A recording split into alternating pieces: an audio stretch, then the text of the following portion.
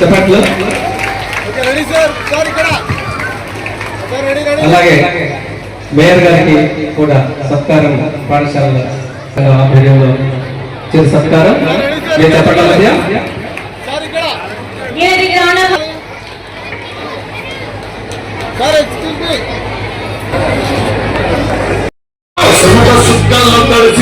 మట్టి గంగా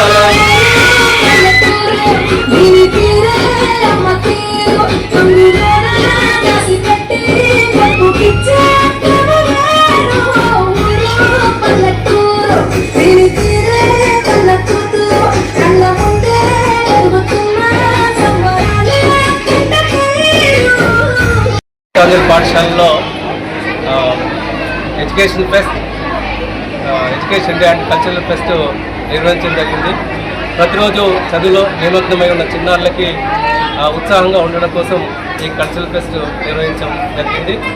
మరి ఈ కార్యక్రమానికి గౌరవ రామగుండం శాసనసభ్యులు గౌరవ మకాన్ సింగ్ దాస్ ఠాకూర్ గారు మరియు అలాగే నేను విద్యార్థి సంఘం అధ్యక్షుడిగా ఉన్నప్పటి నుంచి నాకు చాలా దగ్గరగా ఒక సొంత అన్నగా ఎక్కువగా అప్పుడు మమ్మల్ని కూడా ప్రోత్సహించే క్రమంలో గౌరవ రవీందర్ రెడ్డి అన్న గారు ఉండేవారు.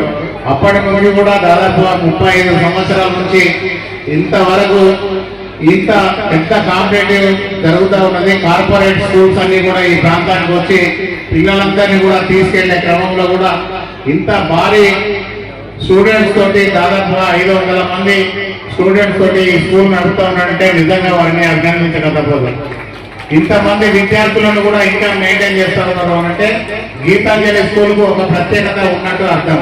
ఎందుకంటే ఈ స్కూల్ నుంచి మంచి మంచి రిజల్ట్స్ ఇచ్చి చాలా మంది విద్యార్థులను డాక్టర్లుగా, ఇంజనీర్లుగా, లాయర్లుగా, అలాగే అడ్వకేట్, పబ్లిక్ ప్రాసిక్యూటర్లుగా ఎంతో మంది విద్యార్థులను ఈ భావి భారతానికి అందించిన గొప్ప స్కూల్ గీతాంజలి విద్యాలయం అనేది మరొకసారి మనమందరం కూడా గుర్తుంచుకోవాల్సిన అవసరం ఉన్నది.